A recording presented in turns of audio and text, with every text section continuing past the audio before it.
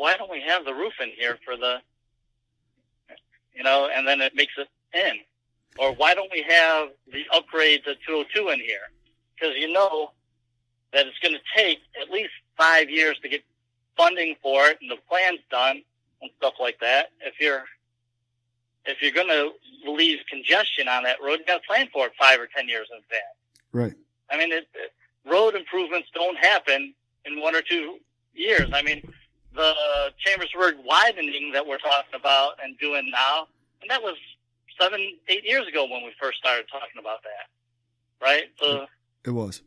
If you're going to have something like a 202 and Fix and Merrily Way right, you're going to have to plan that and start budgeting for it and start applying for grants for it. That's a 5-year, 7-year project.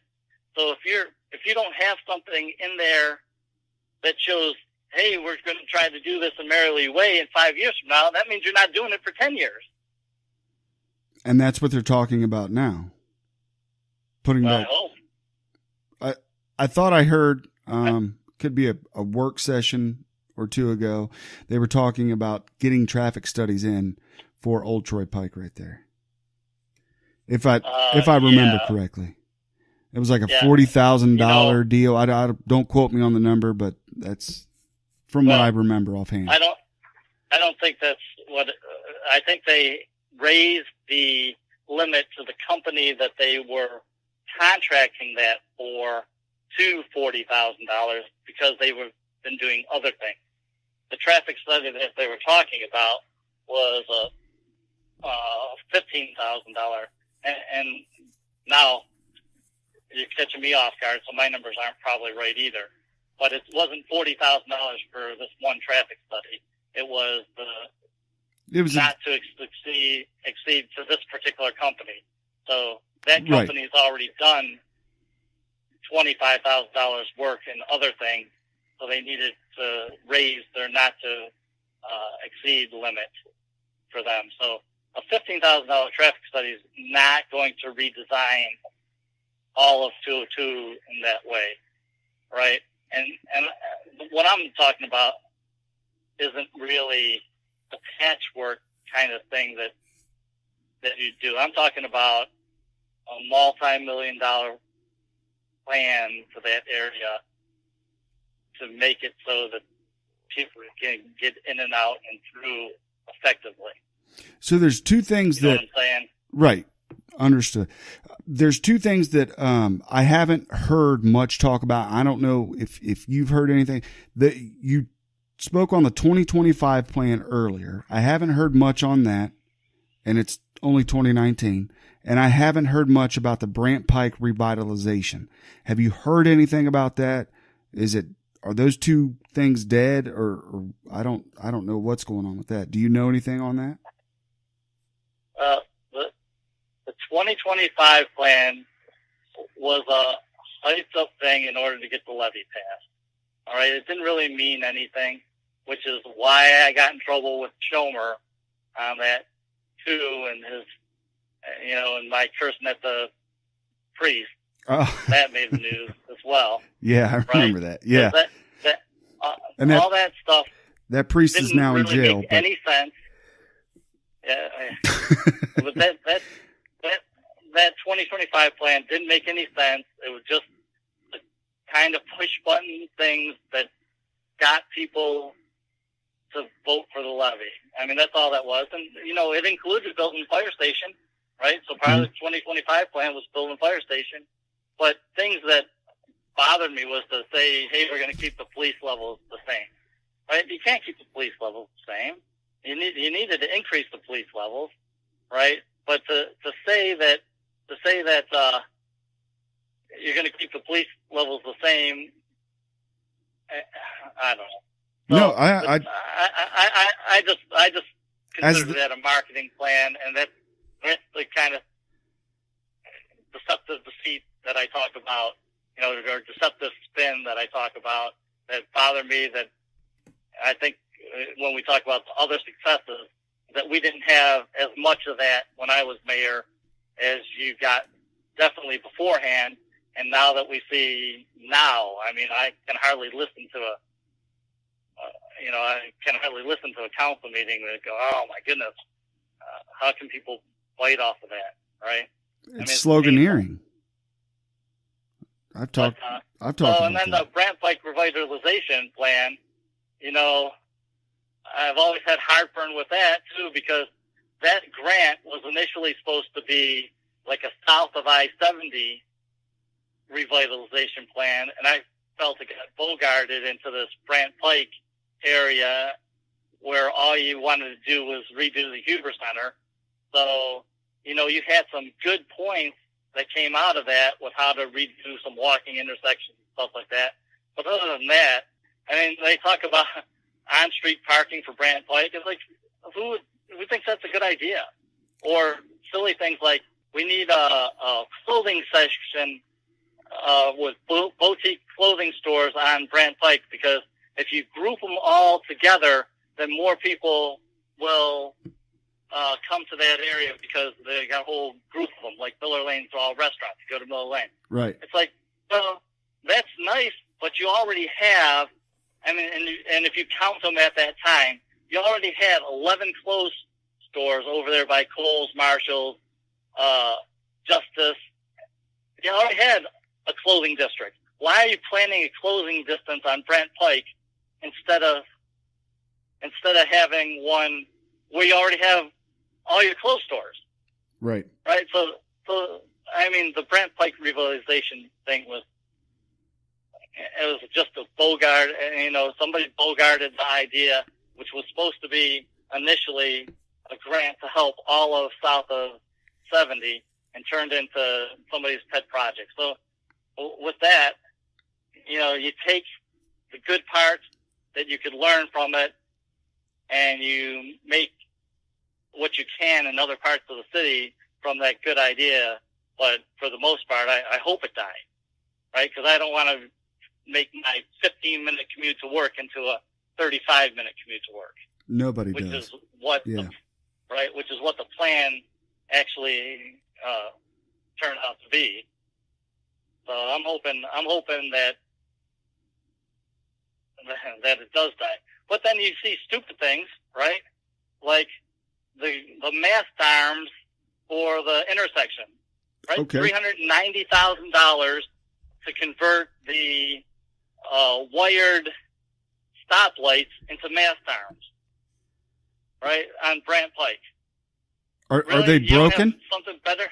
Are they broken or out of date? Or right? Right. So you got one planned for Brant Pike, you got one planned for Troy Pike. You're talking $800,000. For $1 million, you could extend the roadway that runs in front of Gander Mountain and take it over to 40 and relieve some of the congestion so people can go on the back side of that mall, right? So take that $800,000, add $200,000 to it, and relieve some of the congestion off of 202. Was it $800? Instead, was it $800,000? Wow. Well, they have decided that it's going to take $390,000 to do one intersection. Okay. So if it takes $390 to do one intersection, that's the other. That one's not on the books right now, but it's planned for next year. And that's the other thing is when they put it in the 5-year capital plan, it was a $180,000 expenditure. And I guess I was glad to see that it actually made the 5-year capital plan, but they raised it to $390,000, and you didn't have a single council member going, "Hey, how come when we put this in the 5-year capital plan last year it was $180,000, but now it's $390,000?" What are they doing? I know that they don't pay it a lot, but what are they doing if they're not checking their own work? I don't know. There's a lot of things that go, like with the Lexington, like we can go a little forward, talk about some of these current events. I know you're on the road. The Lexington Place, TIF district. Yeah. Now I remember watching it was mind-boggling just watching the different interactions between the council members and how they were in your blog. If folks want to go to huberresidents.org, they can read the mayor's blog or former mayor's blog. Mayor, they call Giuliani mayor still, so I'm going to call you mayor still.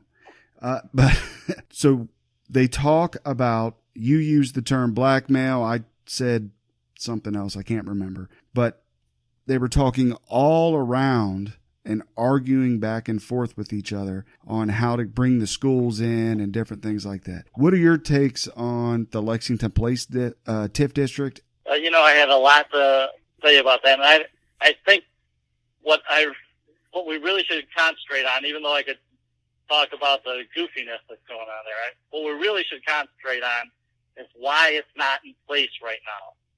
Okay, that kills me that it's not in place right now. What's even worse is that I couldn't get any of the council members, not a single council member in there to have the discussion about when the construction actually goes onto the tax roll. All right?